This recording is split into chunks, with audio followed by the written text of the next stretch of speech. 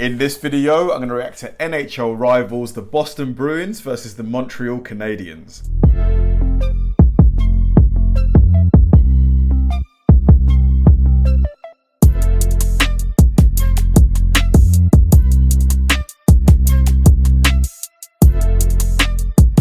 Hi guys, and welcome to another episode of Kabir Considers. This is the place where I react to music, media, sports, anime, anything related to popular culture. I'll watch it with an open mind and give you my 100% honest reaction to it. And if you could please hit that like button early, I'd really appreciate it. Now, this has been a super highly requested video ever since I first reacted to NHL rivals, the Flyers versus the Penguins. Probably one of the most upvoted comments was like, you need to check out the Bruins versus the Canadiens. It is just a bitter rivalry going back really far. And to be honest, I've really been enjoying learning about ice hockey, or just hockey in general, and also just the history involved in the game.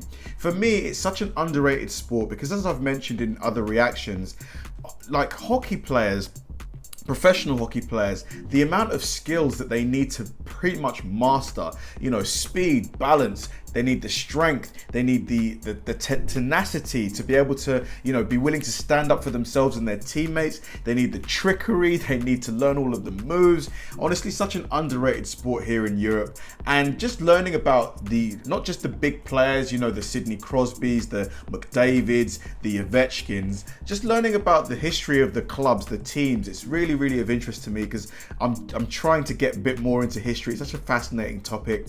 So yeah, I know I'm gonna have a lot of fun with this one. So let's go. This is gonna be me reacting to NHL rivals, the Boston Bruins versus the Montreal Canadiens. Let's do it. Rivalries are the lifeblood of hockey. The volume level in the building definitely goes up. I love going into hostile territory. Rivalry, pure and simple. He loves going into hostile territory. To be honest, you need a bit of that. When it comes to the top level of sport, you need to be ready to go into the lion's den and show the lion who's boss. You just need to have that. It was hatred. You can actually smell it and feel it. Adams division, Montreal Canadiens. Well, this will clear the benches. Here we go. Rivalries create legends. It's so true. You know, legends are born of those big moments, those huge defining moments. We're all in the hall. This thing is spilled out into the hallway. Oh! It was just an absolute war. Jonathan and Pierre Bouchard.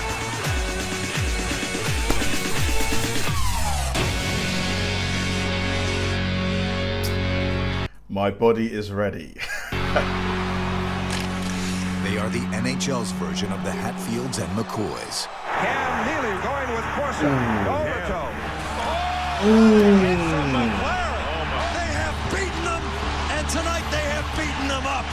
There's very much a sense of Montreal and Boston being different worlds. The Bruins and the Canadiens. They have faced each other more times than any other two teams in NHL history. Oh wow, so with that amount of games that they faced each other, it's just natural that some kind of animosity will build. You know, you're seeing them over and over again. You don't want to lose to them, they don't want to lose to you. Anybody that followed the Bruins knew that this sort of inbred hatred for the Canadiens was not a joke. Through the prism of Montreal eyes, there's a Manichaean dialectic at work here. Montreal is good. Boston is evil. And the true colors of this rivalry's passion extended from the ice and into the crowd. Wow. You look at the history of Quebec, you look at the history of Massachusetts, and there's nothing that those two fan bases can look at and say, really, I'm like you. You go to Montreal. Wow, so they're just so dissimilar in just everything they do. That's bound to cause some kind of, you know, friction, really. And you're from Quebec. You know, it's on. It's already on. You hate the Bruins. It's everything everybody talks about. It's religion. It's cult-like. It's It's a way of life. And nowhere were these apparent differences more evident than the iconic buildings that came to symbolize the two franchises. The grit of the Boston Garden and the formal reverence of the Montreal Forum. Montreal, where everybody was still dressed up in shirt and tie and fedoras going to games, and the women were all dressed to the nines like they were going to a gala dinner. I like that, to be honest. It kind of adds to the occasion, you know, everyone's getting dressed up. I do like that, to be fair. When we went to Montreal, everybody's wearing a suit, everybody's wearing a dress. It's a whole different ball game. And you go into the Boston Garden, and it was certainly a real blue-collar type crowd. When you get into the Boston Gardens, there's no place to go and no place to hide. That included the narrow hallway between the two benches. So things were getting nasty one night at the Boston Garden in 1986. I'm willing to wager we haven't seen the last of this tonight. To go to your dressing room, you had to go through the Bruins bench. As I was walking off, I looked up. Now that is just a disaster waiting to happen. I mean, oh boy. Out the corner of my eye, because you know what? I don't trust them on the other team. I don't. Ooh, wow. Here we go. I just threw a punch at him, and then all hell broke loose. This will clear the benches. Here we go. All I know from that point on, it was a complete melee. This thing is wow, he's got him around the neck. Between the dressing room. We're grabbing Canadiens players and holding them while Bruins players are trying to tee off on them. This is unbelievable. And while the Bruins enjoyed the cozy confines of Boston, the Forum became their house of horrors. Harry Sinden had the mindset that the ghosts of the Forum were always against him, that Montreal was always going to get the call. And it was the Bruins coach and GM who coined the phrase, death, taxes, and the first penalty at the Montreal Forum. The three certainties of life, eh? I don't know whether the ghosts of the past or whatever, that old Montreal Forum, you could feel something. We just could not beat them. And that rivalry really stuck with me. It also stuck to the city of Boston, where getting dominated by their arch rivals in the playoffs became commonplace, beginning with the 1946 Stanley Cup Final and continuing into the decade of the 50s. The Rockets shoot. The game is over. The Canadiens win. I really love seeing this older footage of, you know, pretty much any sport, but hockey in particular. Just look at how much the uniforms have evolved, you know, over time. No helmets, no headgear, probably very little protection. Just, you know, it's crazy how far the game's come, you know. 3-2. Maurice Rocket Richard's game-winning goal past Boston goaltender Sugar Jim Henry ended a 7-game battle and captured an enduring image that symbolized the essence of Bruins versus Canadiens. The Rocket has a bandage over his left eye, and it's seeping blood. And he's shaking hands with Henry, the Bruins goalie, who has a blackened right eye. And you were looking at two Type A men playing Type O hockey. The intensity would never waver. Neither would the one-sided nature of the rivalry, with Montreal winning the next 10 playoff meetings between the two teams. Wow. But it appeared that streak would end in 1979. We had owned them in the playoffs, and they knew it, and this was their time. Here's Middleton around the net, jamming it. And the Bruins have now regained the lead. We blew it. I'm loving this. Bobby Orr behind the net to Sanderson. Orr! Did you see the way the guy on the left hand of the screen just dived there? That was awesome. He wasn't the goalie, was he?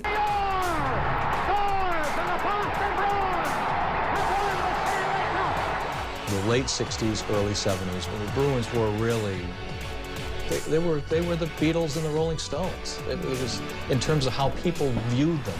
Your high school history teacher talked about them. Every kid in class talked about them. While the Bruins had become the talk of Beantown, they also became the talk of the NHL during the 1971 season, earning the reputation as the league's most explosive team. Wow. The Bruins had Bobby Orr at his peak. The Bruins had Phil Esposito, a goal-scoring machine. The Bruins were a record-setting offensive team. Those records included most victories and a runaway title in the NHL's East Division, where Boston finished 24 points ahead of Montreal. Wow, they crushed it that season. They had a great club. I think they broke 20 records that year, scoring-wise, and with the big line they had, they broke all kinds of records. Mahavlich's team would be underdogs when they faced the reigning champs in the first round of the 1971 playoffs. Challenging Boston was one thing. Challenging them with an unknown netminder was another. The Canadiens were playing a rookie goalie out of Cornell. You see, I love stories like this because sometimes it's taking those gambles, taking that risk that it can pay off, and it can pay off big. You know, like it's just sometimes you just got to roll the dice. Ken Dryden, who had no resume at that point. We used to treat goaltender differently, but this guy, you never seen that before. But he was a breath of fresh air for the Montreal Canadiens. Dryden and the Canadiens would lose Game 1 and were facing an apparent 2-game deficit when they trailed the Bruins by 4 goals in Game 2. That Game 2, when we're down 5-1, and all of a sudden, things caught fire. There was no stopping us. Lemire, a breakaway. Nice finish. And the goal tied up 5-5. Dallas Smith trying to tie it up. Out front scored Ferguson, and the Canadiens have gone back out in front. 6. Nobody, no one's wearing a helmet at all. So, I mean, you've got to think how many teeth were lost. You know, because that puck is getting hit hard. Oh man, imagine taking a puck to the face unprotected. 5. We had a lot of veteran players that were past their best years, and in that playoff series, they kind of found near to their best one last time. The teams would trade wins over the next 4 games to force a decisive Game 7 at Boston Garden. Wow. Wow. 42, and the last 35 seconds was a celebration, and it was just magic. And the Montreal Canadiens race out onto the ice to congratulate rookie goaltender Ken Dryden. Montreal Canadiens should never win against them in '71. Boston was such of a strong team, so how do you explain that? They get knocked off by Montreal. That did not sit well with the city of Boston. Didn't sit well. I bet Bostonians were not happy at all. With the Bruins organization. And by the time we get into the late 70s, this thing grows into a monster. It grows into a monster. The Dryden and Cheevers in the nets again tonight for the Stanley Cup finalists. By the time we get to 77, we play them and we get to the Stanley Cup finals, and they knock us out 4 straight. No contest. Wow. And Lafleur is going after. They just got smashed. Right over the shoot. They score! Lemire! And the Canadiens win the Stanley Cup. The 1978 Stanley Cup would be a rematch of the '77 series, but this time, Don Cherry's Lunch Pail Athletic Club would not go down quietly. Jonathan and Pierre Bouchard. Oh my God. There's blood on the ice. Oh, look at the amount that's seeping out of his face, man. Look at the blood. Despite the rough play, Boston's brawn was no match for Montreal's on-ice brilliance. And the Canadiens win their 3rd Stanley Cup in a row, and their... I say it every single time. I know you guys probably get sick of hearing it, but the Stanley Cup is definitely the best trophy in sports. Just look at the size of the thing. I know that the Indy 500 trophy is bigger, but this, the size mixed with the aesthetics of it, just do it for me. It just works for me. 21st in the team's history. Montreal's 3rd consecutive Stanley Cup victory reaffirmed the Canadiens' dynasty status. But their quest to repeat in 1979 would be tested once again by their rivals from Boston in the semifinal. The decade of the 1970s was about to end with a bang. That series with the Bruins was just knock down, drag them out all the time. I mean, there was just venom in every shift. There was no pick the other guy up after a fight. This was spit on him while he was down. It was a battle that needed a seventh game, a game that would reach legendary status in the annals of league history. Greetings, hockey fans from coast to coast in Canada and our viewers in the United States. I want to say about tonight's game, it's the most important game that I've ever been involved in. Man, the hype around this game must have just been insane. Tonight is the hour of decision. It's tied 3-3 with about 4 minutes to go, and they score from behind the net. Middleton around the net. Whoa! Lovely goal. I know it's my last game. I'm going to be retiring, and coming in with the Bruins, and how special it was in 1971, going out with the Bruins, and what a disaster. The Canadians were at the end of their rope. This was last call at the bar. And Don Cherry, with 2.5 minutes to go, has got his coat basically off, serenading the crowd, and the whole bit's going on, and everybody's ballistic. Their dynasty in jeopardy. Montreal needed a tying goal, and their coach Scotty Bowman needed his best offensive player, Guy Lafleur, on the ice. Don Marcotte is shadowing Guy Lafleur. His job, find out where Lafleur is and stick with him. He stayed on for a second shift. The centers on our second line, our replacing line. These are those big moments that we spoke about earlier in the video. Those big moments that make legends, you know? Came on, the right wing came on, but Marcotte stayed on. I remember looking over my shoulder and seeing 2 or 3 Bruins jump over the bench and start chasing me. And the Bruins are making changes while the play goes on, so are the Canadians. Here's Big Robbins from the pass. Ahead it goes. In over the line for Napier. Oh, wow. They had 7 guys on the ice, and I don't think there was a guy within 25 feet of the bench. Well, they were calling the Bruins for too many men on the ice.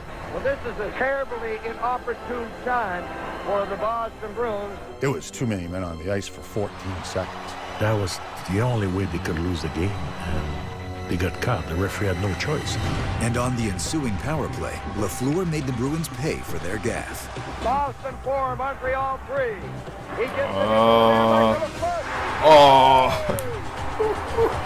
That was what one of the a greatest shots goal. I've ever seen from a distance. I mean, what a goal. The distance that he took that shot from. It was right in the exact place that could maybe beat the goalie.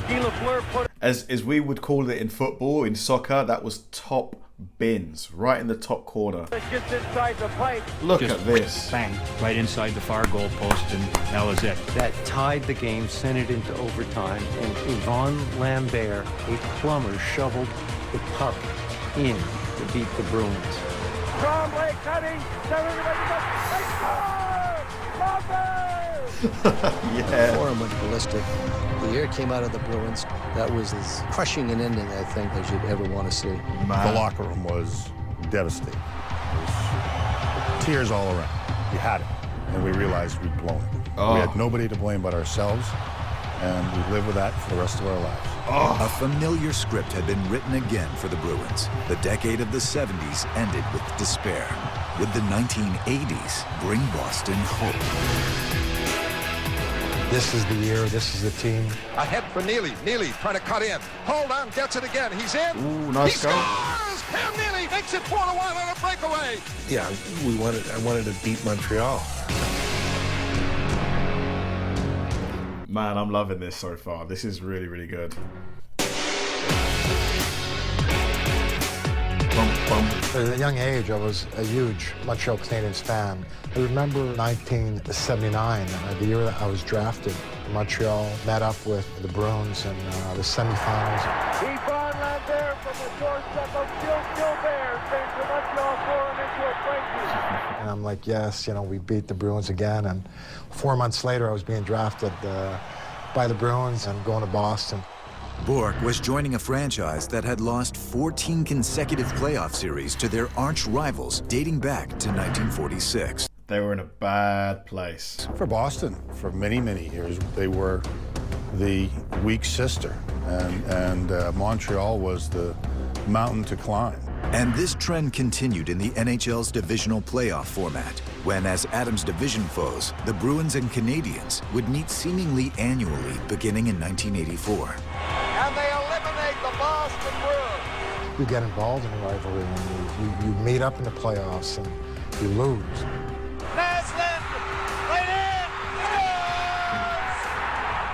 Meet up again. The noise that you get inside the rinks is just phenomenal, considering I think someone mentioned that the crowds in hockey rinks are like maybe 20,000-ish, something like that. The noise is just, the volume is crazy. In the playoffs and you lose. Front Schooner was skating by. Now Robinson in front. Oh. You know, for years and years and years, you know, you had to play Montreal in the playoffs to advance. But it was just, yeah, I wanted to beat Montreal. The bottom line is the Montreal Canadiens have a better hockey team than the Boston Bruins. I go home every summer, and I got to hear about it all summer long, and it's just like, you know, it's got to happen someday. The series losing streak had reached 18 when the Bruins and Canadiens met in the 1988 Adams Division Final. Enough was said on television, in the media, and in the papers that every question before the playoff series was the Habs have owned the Bruins in the playoffs, and you know, what do you think of that? And I remember before that series, we sat down and talked and say, all right, enough of this. This is the year, this is the team. In just score! And the Bruins lead. We're over the line, short-handed. Gets it to Casper.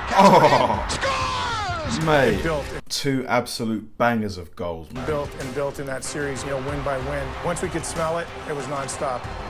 With a chance to clinch, Boston was clearly getting the best of Patrick Waugh. Cam Neely, not very often I could say someone was in my head, but I think he was. Has him checked deep. Now with it, Neely trying to break in. Top angle, cuts in front, scores! And Neely! Cam always had something on Patrick. Patrick, he still talks about how Cam had his number. Ahead for Neely. Neely trying to cut in. Hold on. Oh, one-on-one. He's in.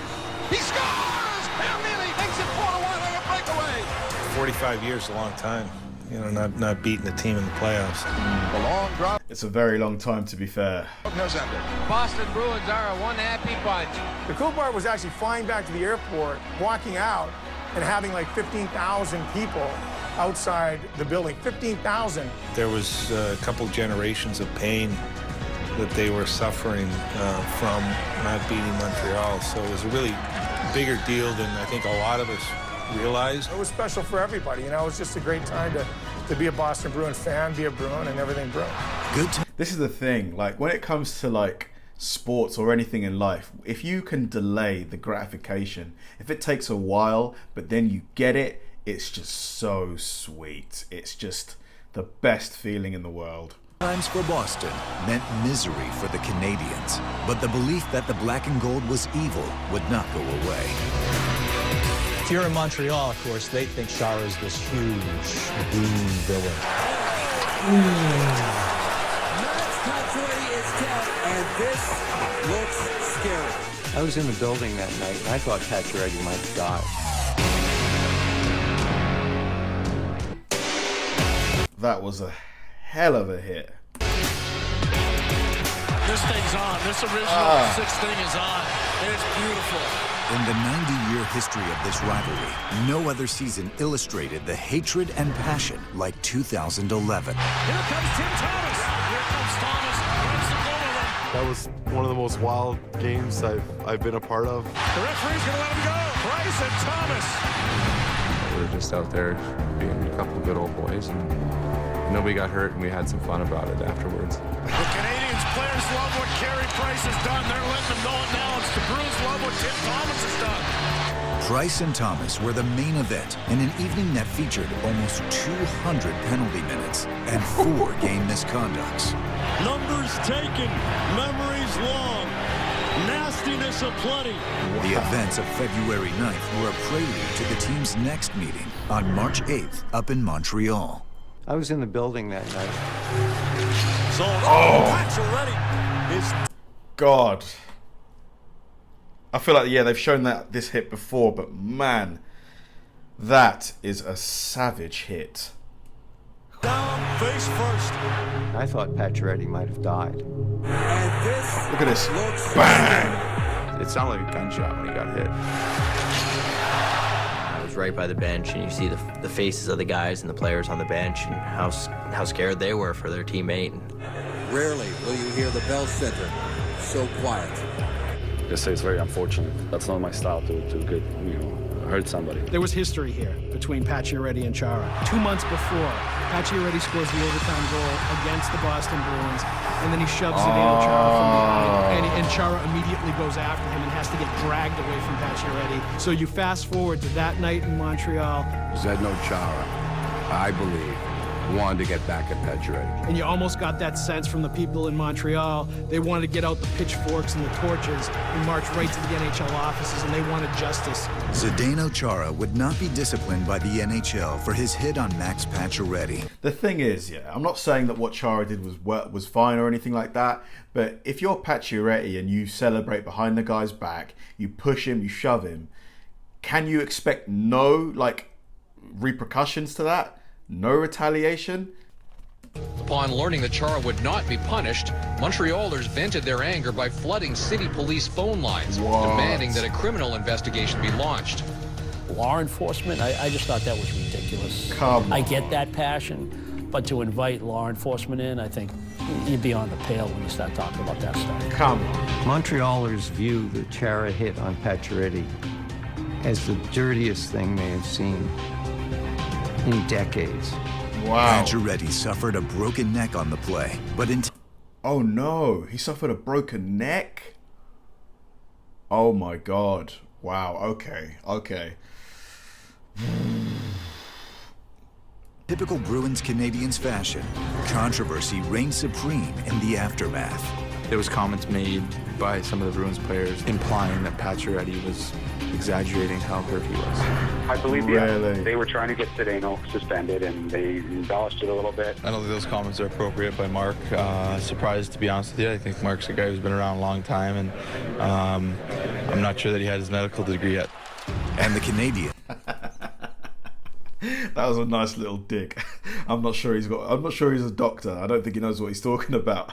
Would have revenge on their minds when, without Pacioretty, they faced their arch rivals in the opening round of the 2011 Stanley Cup playoffs. The Canadiens are taking a 2-0 lead. We got down in the series 2-0 at home, and we went up and did some things that people didn't think we could do.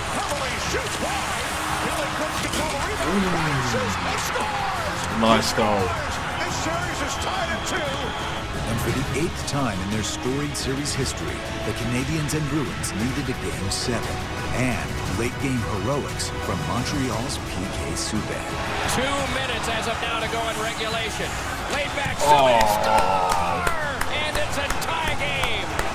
You could tell that the Bruins fans thought they were going to lose. There was a feeling in that building of, oh no, not again, not Montreal. Please, God, don't do this. McQuaid taken to the outside and led on back now for Horton. Oh, lovely long-range goal. I love the long ranges.